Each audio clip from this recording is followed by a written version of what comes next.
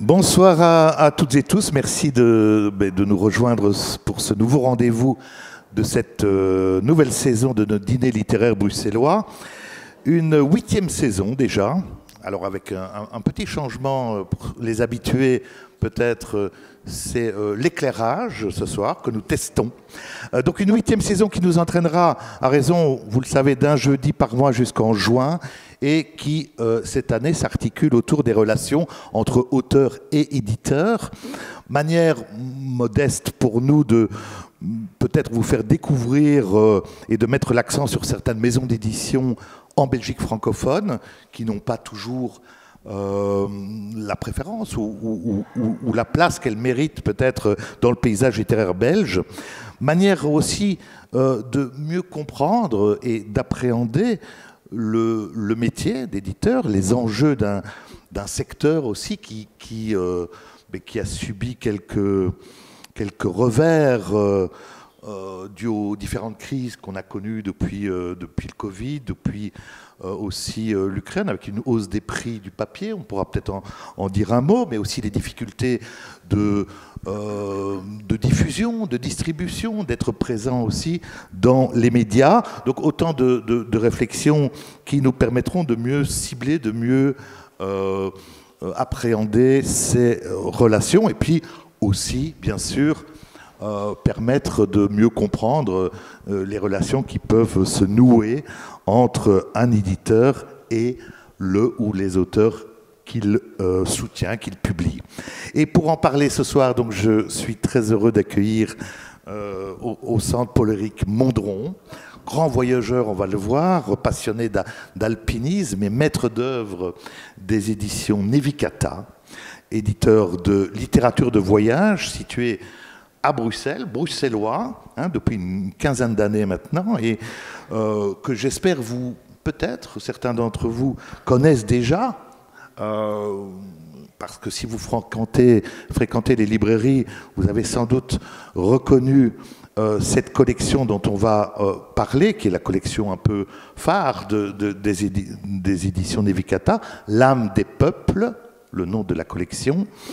Donc un éditeur, vous allez le voir, et c'est vraiment un réel coup de cœur pour moi que de présenter Nevicata et vous avoir ce soir, parce que c'est une collection qu'en tant que bibliothécaire également je suis depuis quelques années, et en feuilletant, en lisant les ouvrages, en fréquentant les textes, on se rend compte de l'exigence du travail, à la fois sur l'objet livre, sur le format, sur la typographie, mais aussi, bien sûr, avant tout, sur le texte.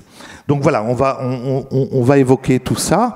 Et une collection donc, qui compte à peu près 80 titres, c'est ça, 80 titres aujourd'hui, qui aussi, on va le voir, entre différents genres, entre l'essai, mais pas uniquement, entre la chronique, entre le récit de voyage, et tout ça entremêlé, ponctué par des entretiens, on y reviendra, autour donc d'un pays, d'une ville ou d'une région.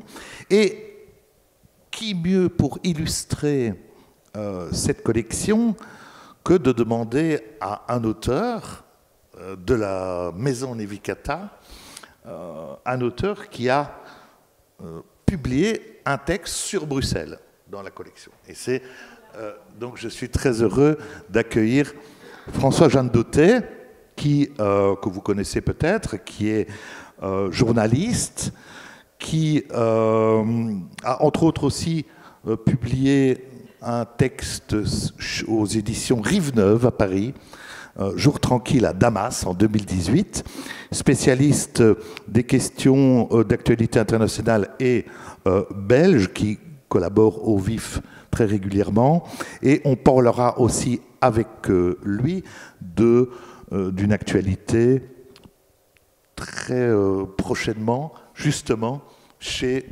aux éditions Nevicata. Mais donc on va commencer peut-être pour, si vous voulez, Paul-Éric Mondron, revenir un petit peu sur la genèse des éditions, sur aussi votre propre parcours, sans oublier évidemment de nous éclairer sur le choix du titre des éditions Nevicata. Ah oui. Mais bonsoir tout le monde, merci beaucoup de m'accueillir ce soir, merci beaucoup pour l'invitation et ravi de vous retrouver ce soir pour parler un petit peu de ce métier un peu particulier d'éditeur. J'ai toujours en rigolant que le métier d'éditeur, ce n'est certainement pas un modèle économique que l'on enseigne dans les écoles de commerce parce que c'est assez tendu financièrement, mais parce que c'est fondamentalement un métier de passion. Et donc la première chose que l'on peut retrouver comme point commun à tous les éditeurs, que je connais en tout cas, c'est cette passion du livre, passion de la littérature, de l'écrit, de la lecture, et alors également de l'objet. Oui. L'objet livre, très très important. Et ça c'est une chose sur laquelle moi j'ai toujours mis un accent assez pointu, c'est la conviction qu'un beau texte doit être porté par un bel objet. On ne va vraiment apprécier un beau texte que s'il est imprimé sur un beau livre, sur un beau papier, etc. etc. Donc c'est un ensemble et on se doit comme éditeur de présenter, mettre en valeur le plus possible le travail de l'auteur et ça se fait à travers l'objet également. Alors, l'origine des éditions Nevicata, très très rapidement, moi je suis depuis toujours passionné de livres, de lecture comme vous pouvez l'imaginer. Après des études de droit, eh bien, j'ai fait un stage en entreprise avant de faire le service militaire, hein, comme beaucoup de monde. Et j'avais quelques mois devant moi et alors je me suis retrouvé aux éditions Duculot, dont certains se souviennent probablement, elles n'existent plus malheureusement, mais c'était la maison d'édition, elle était basée à Louvain-la-Neuve, c'était la maison d'édition qui publiait le fameux Bon Usage, la grammaire Bon Usage de Grévis, qui était une bible pour tous les amateurs, enfin pas mal d'élèves, d'étudiants aussi. Et j'ai fait quelques mois dans cette maison d'édition-là, et puis j'étais à l'armée, et puis en sortant de l'armée, je ne sais pas plus que ce que j'allais faire. Et donc j'ai recontacté les éditions Duculot, et qui n'existaient plus. Alors, diable, qu'est-ce qui s'était passé? En fait, elles avaient été rachetées par Debook pour toute la partie livres scolaires, etc.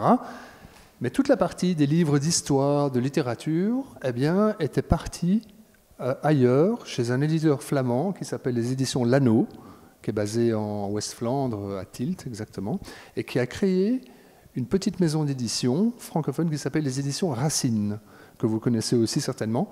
Et j'ai rejoint cette équipe-là, c'était 2 personnes à l'époque, et donc je suis arrivé comme 3e, et j'ai travaillé là pendant toute une série d'années, jusqu'en 2000. Et après ça, j'ai quitté cette maison d'édition, j'ai fait autre chose pendant quelques années, et en 2009, je suis revenu à l'édition pour créer ma petite maison d'édition, donc les éditions Nevicata, qui donc aujourd'hui, cette année, auront une 15aine d'années. Et voilà, donc éditeur indépendant. C'était plus facile, je le concède, quand j'étais employé dans une plus grosse maison d'édition parce qu'on avait un salaire garanti tous les mois, c'était quand même très agréable. Mais voilà, mais par contre ici, je suis vraiment mon patron et je décide de façon tout à fait subjective de ce que j'ai envie de publier, de la ligne éditoriale que je veux suivre, et c'est absolument passionnant. Et si c'est un métier où il n'y a pas énormément de gratification financière, c'est un métier où il y a énormément de gratification au titre des rencontres, des personnes que l'on est amené avec qui on est amené à collaborer. Et c'est tout aussi précieux. Alors, oui, alors le choix de Nevicata. Ah oui. Alors ça, c'est aussi peut-être... Oui, très, très anecdotiquement, il se fait que je suis passionné de montagne, et donc parmi les premiers livres que j'ai publiés, c'était des récits d'alpinisme, de montagne. Et alors quand j'ai amené mon premier livre chez l'imprimeur, eh bien l'imprimeur m'a dit « Oui, c'est très bien, j'imprime ça, mais c'est qui l'éditeur ?» J'avais pas de nom. Et puis le mot Nevicata est sorti, et Nevicata, c'est simplement un mot italien qui veut dire une averse de neige, una nevicata. Et j'aimais bien ce mot parce qu'il se prononce relativement facilement. Il n'a pas il n'est pas lié à un nom de personne particulier. Et puis il évoque un moment que j'aime bien, c'est quand vous avez une petite chute de neige, vous remarquez que le temps s'arrête et un silence absolu s'installe partout où que vous soyez. Et je trouve que c'est un moment parfait pour commencer à lire. On n'est pas dérangé. Voilà. Et puis c'est resté. Et puis ma foi, bon, voilà, c'est comme ça. Alors, oui, on l'a dit, vous êtes passionné d'un alpinisme, d'ascension aussi. Donc vous avez commencé par des récits d'ascension, des récits de montagne. Oui, tout à fait. Alors évidemment, la littérature de montagne, c'est vraiment une micro-niche, etc. Comme éditeur à Bruxelles, vous vous rendez bien compte que ce n'est pas idéal en étant placé ici, surtout que mes concurrents principaux, les autres éditeurs de ce type de livres, ben, eux, ils sont basés en France, dans les Alpes, etc. Donc ce n'était pas du tout évident. Et puis on a un peu passé, comme toute une série de styles littéraires, l'âge d'or est un peu passé.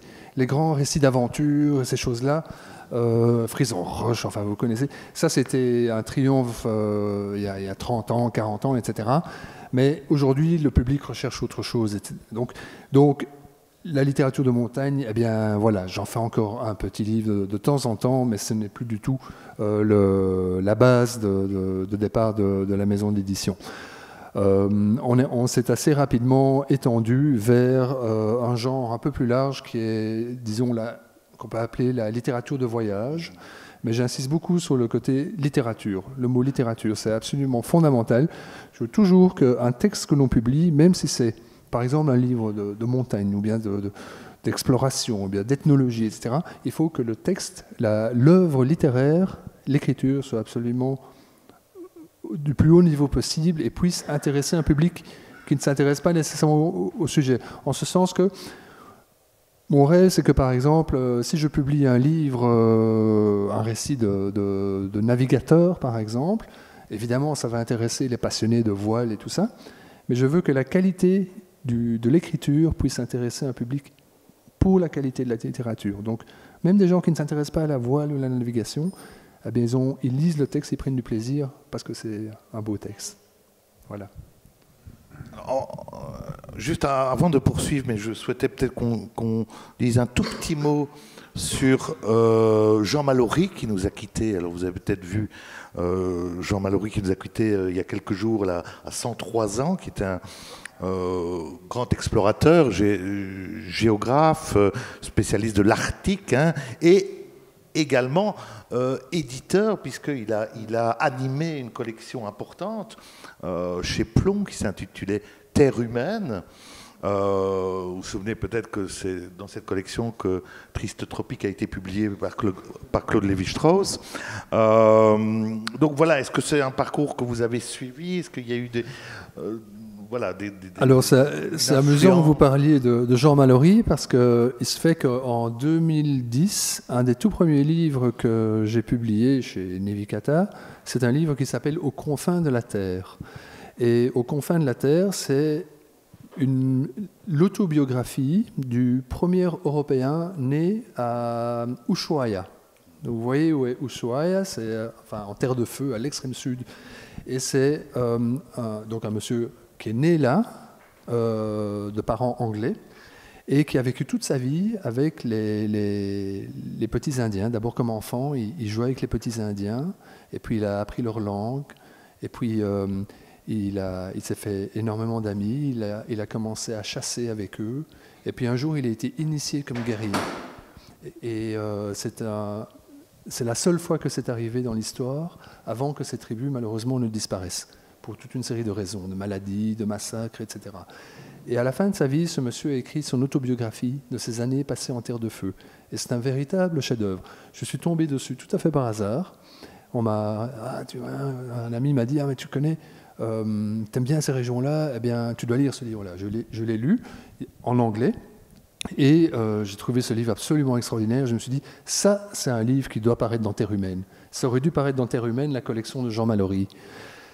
Et donc, je commençais Nevikata à l'époque, et je me suis dit, mais comment est-ce que je vais faire connaître ce livre au public français? Eh bien, je sais. Je vais appeler Jean Mallory, je vais lui demander de faire une préface. Alors, je cherche, je trouve un contact, et je envoie un message, je sais, pas de nouvelles, etc. Puis un beau jour, je suis à mon bureau et puis je reçois un coup de téléphone. Je dis oui, bonjour. Bonjour, c'est Jean Mallory. Et je tombe quasiment de ma chaise. Je dis, j'ai bien reçu votre message, venez me voir à Paris. Alors, évidemment, là, je vais la semaine d'après à Paris. Il m'invite à déjeuner, très gentiment, un grand monsieur, il faisait presque 2 mètres, hein, très impressionnant. Et il m'invite à déjeuner dans un très, très bel hôtel, rue de Rivoli. Et il me dit, écoutez, j'ai lu ce livre, je le connais depuis longtemps, je le trouve fantastique, je vous fais une préface. Extraordinaire. Et donc, ce premier livre, un des tout premiers livres de Nevikata, est sorti avec une préface de Jean Mallory, ce qui m'a ouvert la porte de beaucoup de librairies. Parce que, préface de Jean Mallory, ok, on va le commander, on va regarder ce que c'est, etc. Et grâce à cette préface de Jean Mallory, dont au passage, il dit dans la préface que c'est un des grands livres de l'histoire de l'humanité, donc pas le moindre hommage. Et donc, voilà, le livre est paru et a eu un beau succès. Et voilà, Jean Mallory, voilà, c'est mon contact avec lui. Et ça a été une très belle expérience. Bon, ben voilà, c'est pas mal. Et c'était pas prévu, je le savais pas du tout. C'est une belle anecdote. Alors oui, effectivement, donc on a vu le lancement finalement des éditions avec le récit de voyage, les traductions aussi. Et puis alors, cette collection, qui vraiment, je le répète, mais c'est un vrai coup de cœur, je ne sais pas si vous la connaissez, et en plus, c'est vrai que la maquette est vraiment identifiable sur les tables de librairie, encore faut-il aller fouiner parfois dans le rayon voyage, hein. Bon, ça c'est aussi le défi de parfois les trouver dans la librairie, mais cette collection, donc l'âme des peuples, est-ce que au moment de vous lancer dans l'aventure, il y avait déjà cette idée-là? Est-ce qu'elle était ce format, puisque c'est un format de poche, un format à très bon marché, c'est 9 € pour le livre. Alors, il y avait déjà cette idée comme ça d'une collection de... Oui, en fait, il y a plusieurs idées. Je voulais faire une petite collection de livres très accessibles, au format poche, etc. Pour plusieurs raisons. Je me souviens un jour, j'avais fait un bouquin. C'était peut-être d'ailleurs le bouquin dont je vous ai parlé tout à l'heure, qui fait quand même 700 pages ou 600 pages. C'est vraiment un beau gros livre d'histoire. Et un jour, j'étais à une foire du livre, et puis je vois une dame qui prend ce bouquin en main, qui le regarde pendant 10 minutes, qui regarde derrière, qui feuille des pages. Et, ça a l'air passionnant, mais je ne l'achète pas, il est trop lourd. Et elle le repose. Et ça m'a quand même fait réfléchir. Et là-dessus, mon distributeur en France me dit, vous savez, tous les livres de Nevikata, le premier prix, il est à 15 € ou 20 €. Vous devez avoir des livres moins chers dans un catalogue, c'est indispensable. Donc ça a fait partie du raisonnement. Et puis j'ai vu chez un collègue éditeur, un ami éditeur français, une petite collection magnifique que je vous recommande d'ailleurs, qui s'appelle La petite philosophie du voyage. Vous la trouverez partout en librairie. L'éditeur, c'est Transboréal. Voilà, exactement. Et c'est des magnifiques petits livres. Et ça m'a donné envie de faire une petite collection. Et donc, ça, c'était une des raisons pour lesquelles j'ai réfléchi à une collection. Alors comment est-ce que cette idée-ci est née? J'avais rencontré ici à Bruxelles un journaliste suisse qui était correspondant à Bruxelles pour le journal Le Temps de Genève, que vous connaissez probablement, et il couvrait l'Europe et la Belgique, enfin surtout l'Europe. Et vous vous souvenez de la grande crise financière de 2008 et de la terrible crise qui frappait la Grèce. Et lui, il couvrait cela, et il a fait à un moment donné, un jour, une interview d'un philosophe grec dans Le Temps, qui s'appelle, je crois, Stellos Ramphos. Et ce monsieur Ramphos a dit, dans son interview, tant que les grands organismes internationaux n'auront pas, donc le FMI, la Banque mondiale, l'Europe, n'auront pas compris les Grecs, aucune solution apportée ne fonctionnera. Il faut comprendre les peuples, il faut comprendre les gens pour vraiment toucher leur toucher au cœur. Et ça l'a pas mal travaillé, et on a commencé à discuter, on s'est dit, mais oui, c'est vrai, on parle tout le temps des Grecs, de la Grèce, mais finalement, on ne les connaît pas. On ne sait pas ce qu'ils pensent, on ne sait pas à quoi ils s'intéressent, on ne sait pas quel est leur rapport, leur lien avec l'Europe, etc.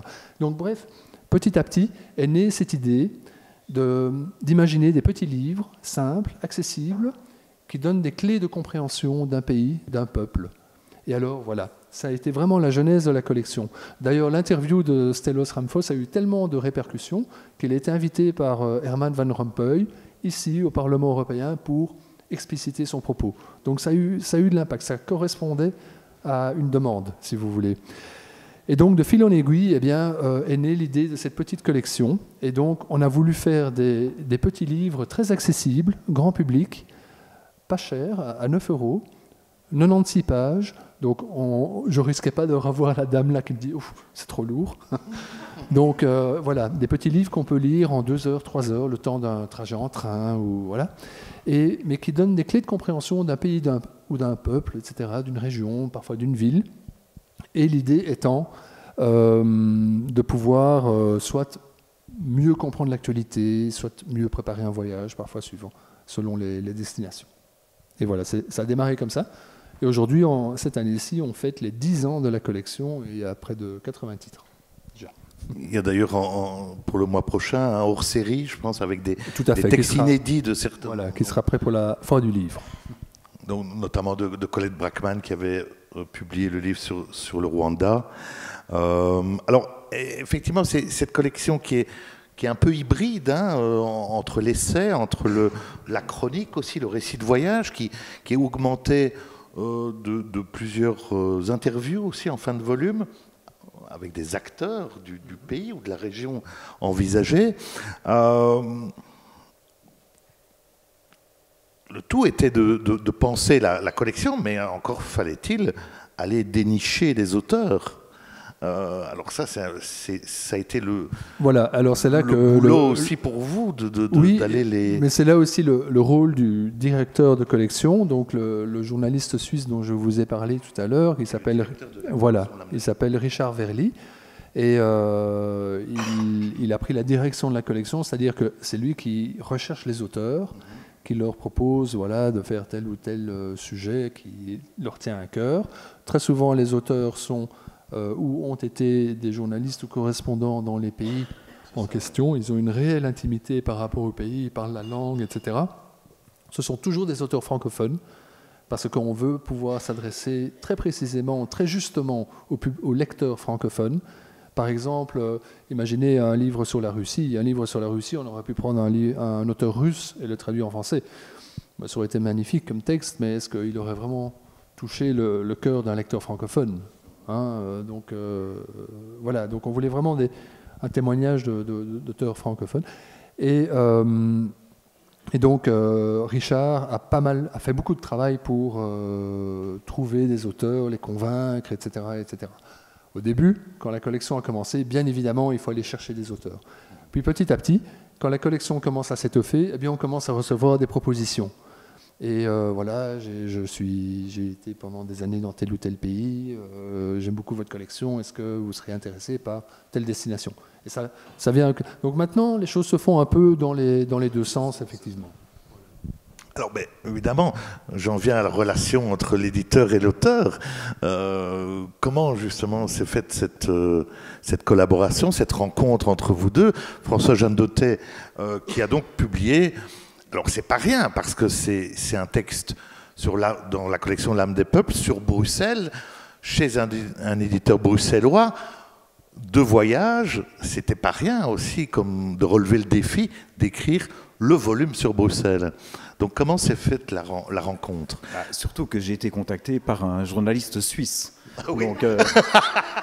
Donc c'est comme ça que s'est fait la rencontre de prime abord. C'est très bruxellois déjà. Oui. Mais je connaissais Richard parce que, en tant que journaliste, moi je suis indépendant, donc je travaille pour Le Vif, mais je travaille également pour d'autres journaux, y compris Le Temps. Donc à l'époque, je travaillais pour Le Temps. C'est comme ça que j'ai connu Richard. Et donc un beau jour, il m'a dit j'ai une proposition à te faire. Et il m'a dit est-ce que tu veux écrire le livre sur Bruxelles ? Et il m'a invité à déjeuner, donc c'était mon Jean Mallory à moi. Mais il n'a pas fait la préface.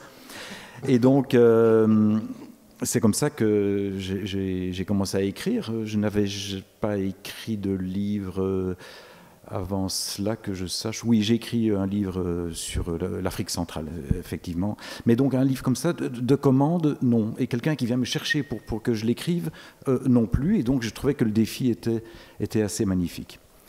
Et voilà. Donc, voilà comment s'est fait la rencontre. Donc, oui, effectivement, c'est Richard Verly qui coordonne, qui gère la collection avec un regard, vous avez des réunions avec lui sans doute aussi pour les... Alors, effectivement, donc, ce livre sur Bruxelles, paru en 2015 dans la collection L'âme des peuples, donc il y a presque 10 ans.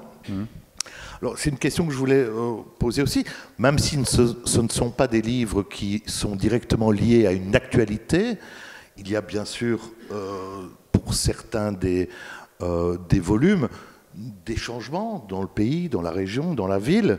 On va voir ici qu'à Bruxelles, depuis 2015, il y a eu pas mal de changements finalement. C'est une question que je voulais vous poser. Est-ce que vous rééditez certains volumes en fonction des changements qu'il peut y avoir dans un pays, dans une ville? Oui, tout à fait. Donc, la collection n'est pas liée à l'actualité, comme vous disiez, exactement. Il faut qu'elle ait une certaine permanence, mais à un moment donné, inévitablement, il y a des changements dans certains pays qui nécessitent...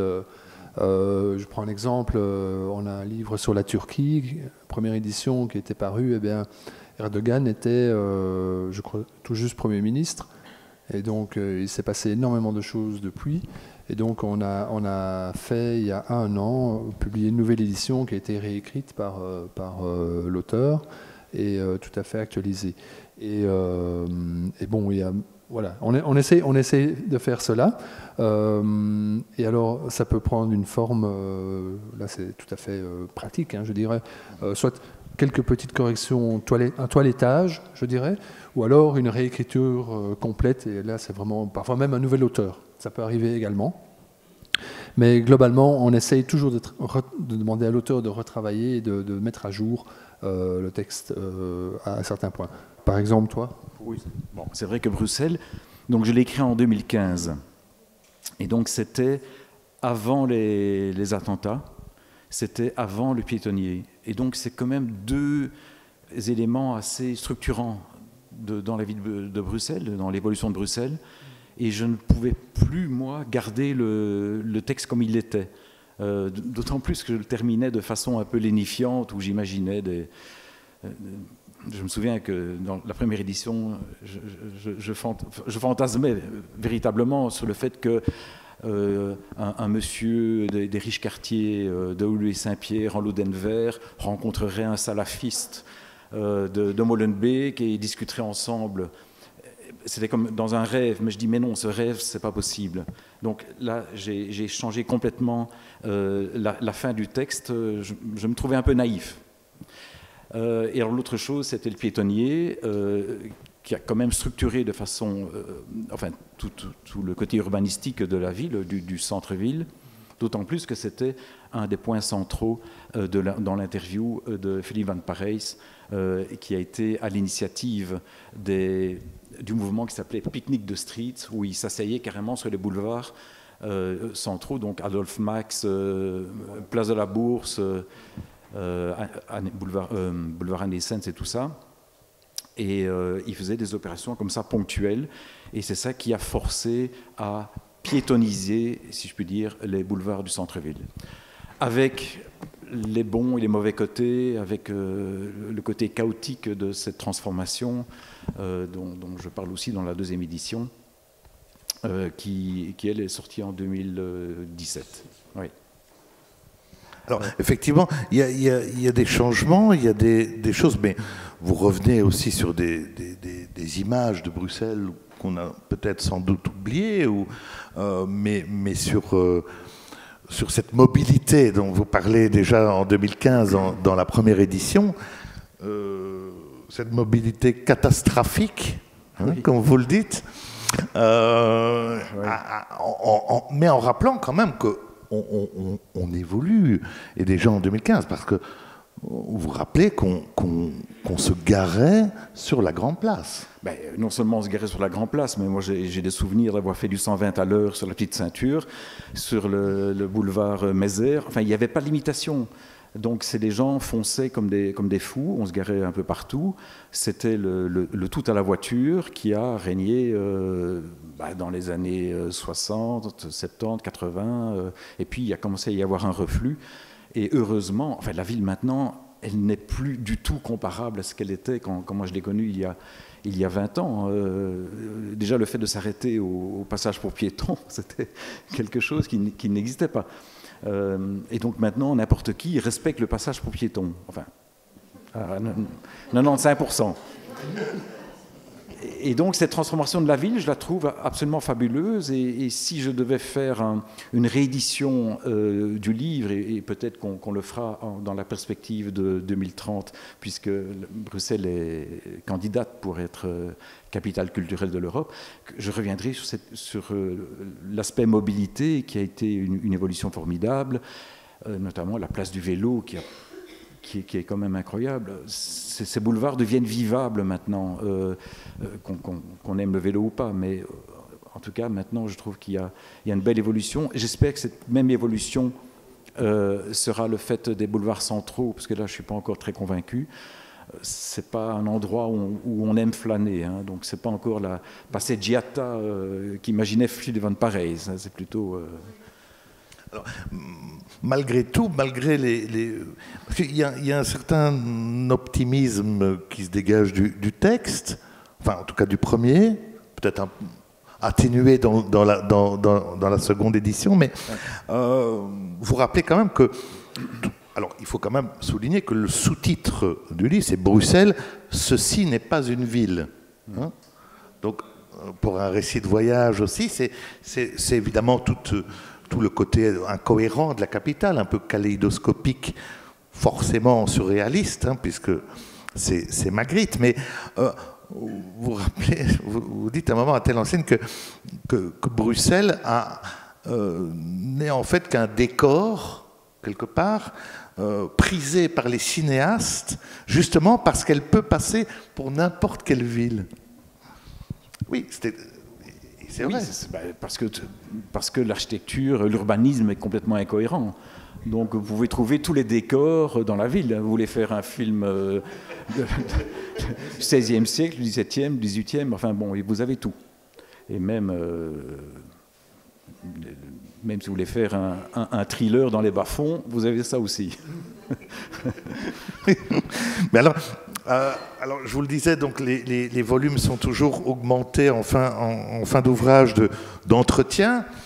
Dans celui-ci, vous l'avez repris également dans la nouvelle édition. Il y a un entretien avec l'excellent Roel Jacobs, que nous avions reçu d'ailleurs ici il y a quelques années, historien de Bruxelles, qui rappelait aussi dans l'échange que vous avez avec lui que Bruxelles, finalement, dans l'histoire, n'a jamais été un réel enjeu stratégique.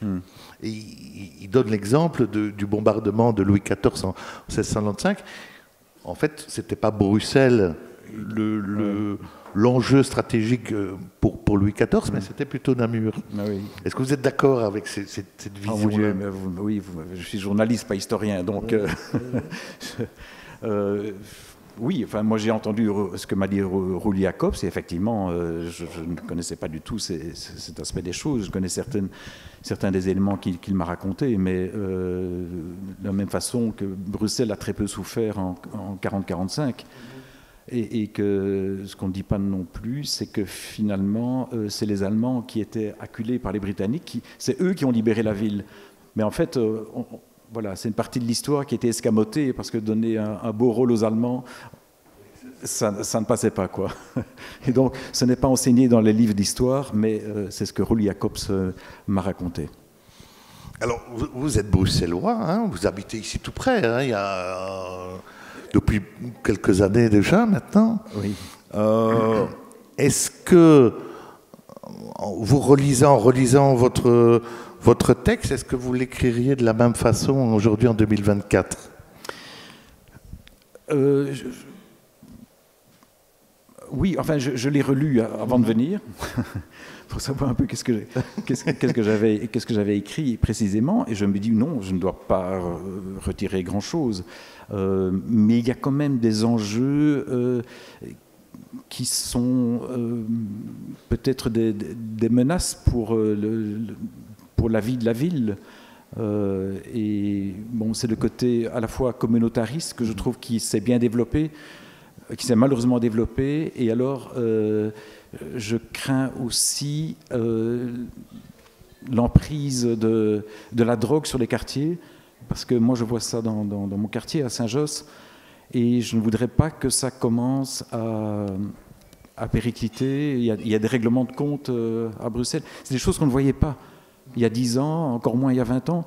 Et donc, c'est un peu une nouvelle donne, et j'ai l'impression que les pouvoirs publics sont un peu dépassés par ce genre d'enjeu, d'autant plus que quand on lit les rapports judiciaires, on constate qu'il y a tellement d'argent de la drogue qui circule que finalement, on en arrive à acheter n'importe qui.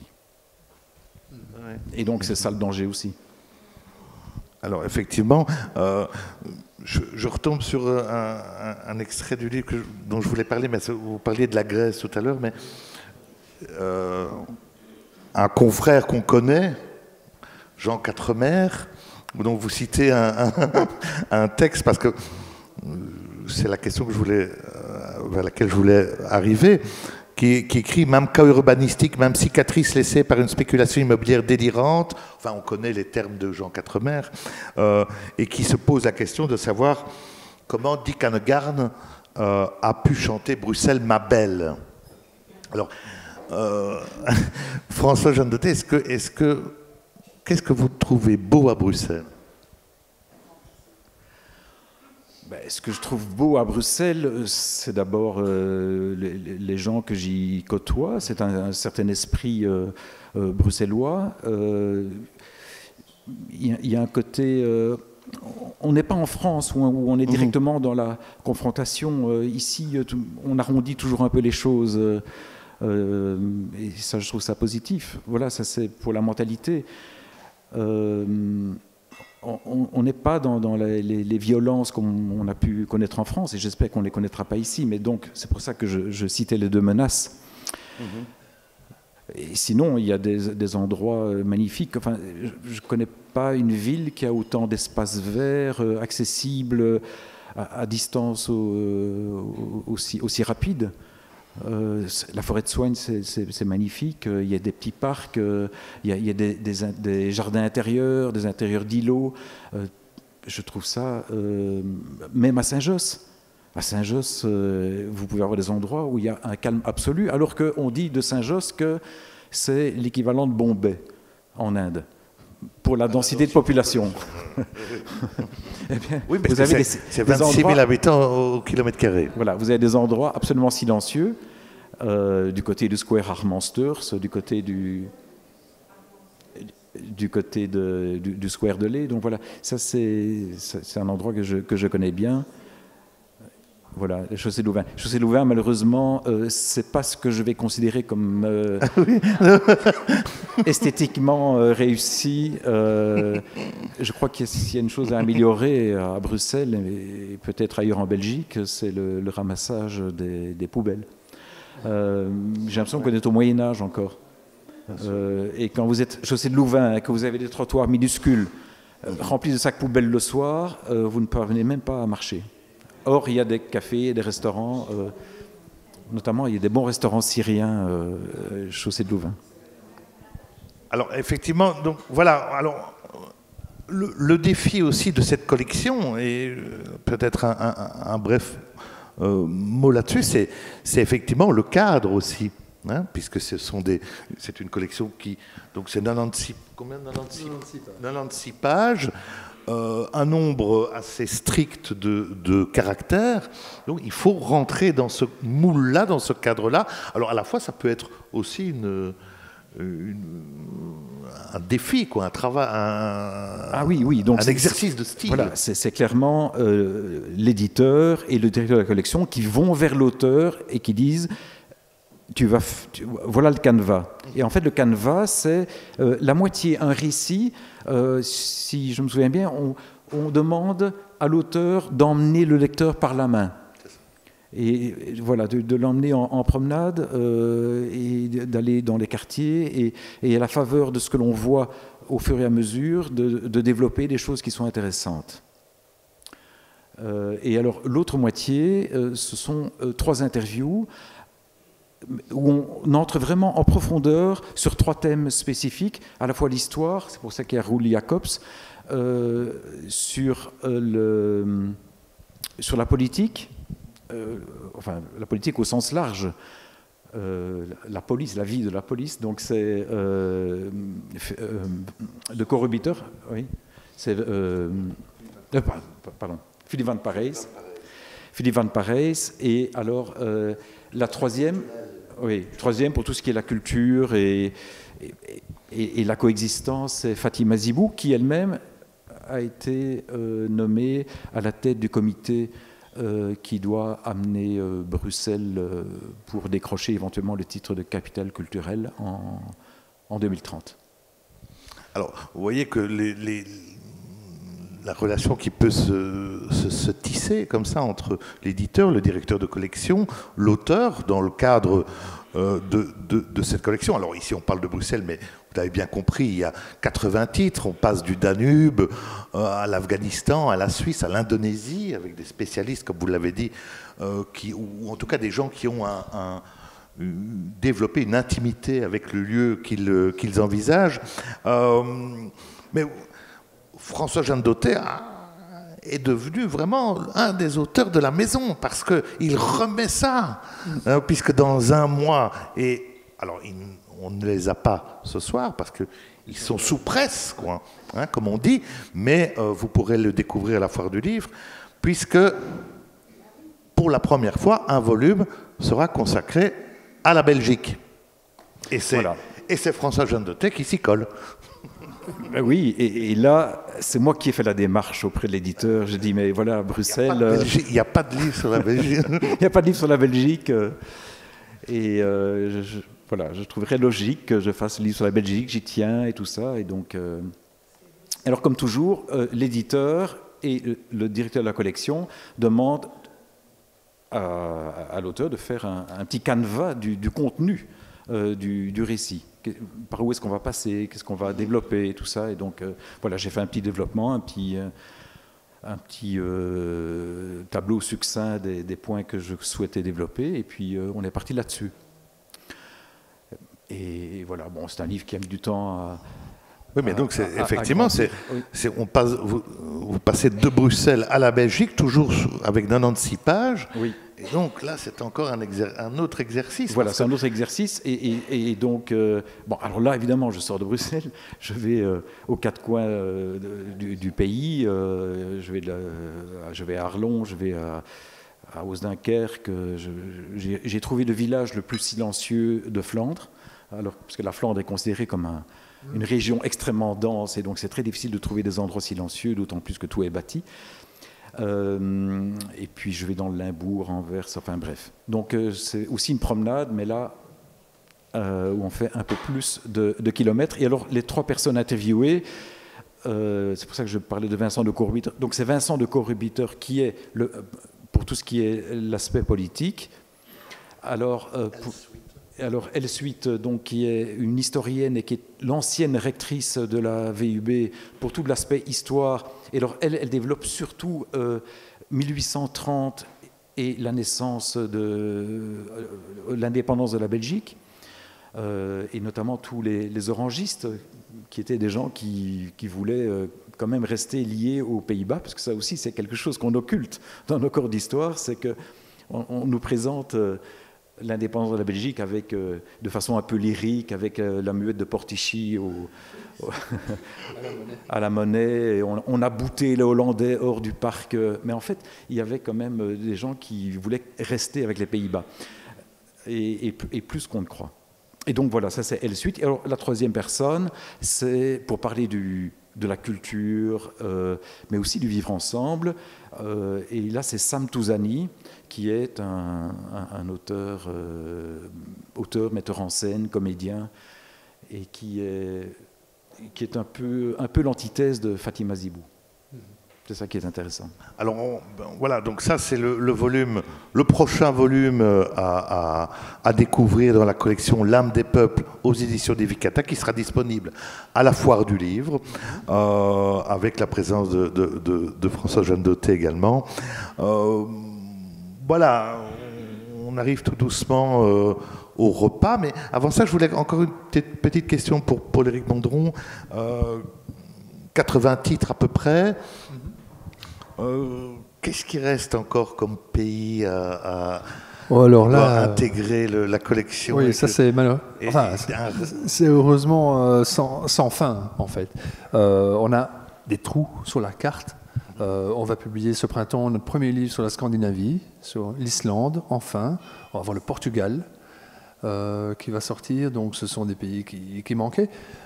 Mais on prépare le Bénin, actuellement, qui est un pays qui, moi, personnellement, me fascine. Un Nigeria également. Le Chili va arriver. Enfin voilà, il y a pas mal de directions comme ça qui se parlent. Mais on développe aussi maintenant la collection vers un concept un tout petit peu différent.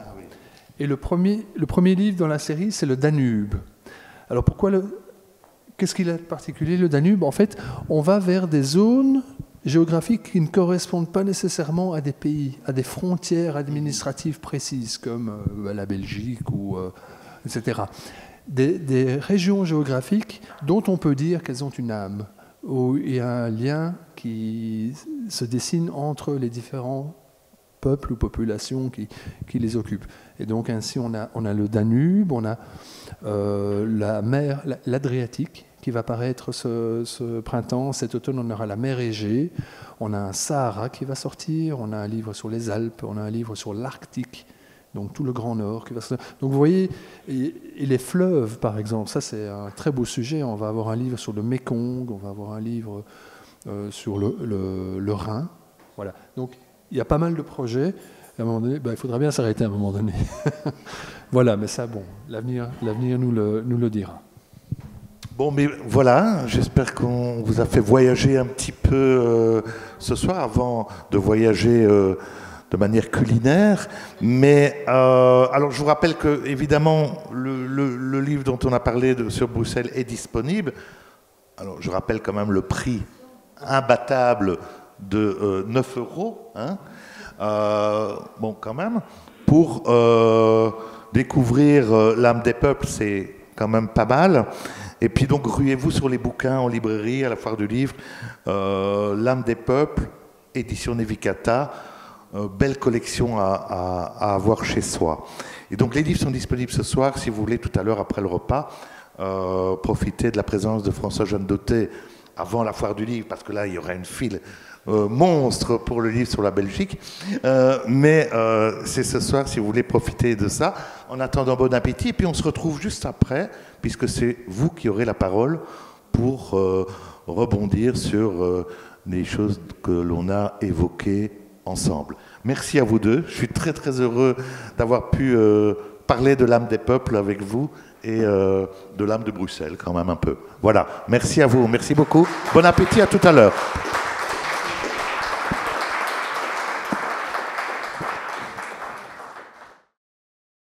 Maison de la Francité.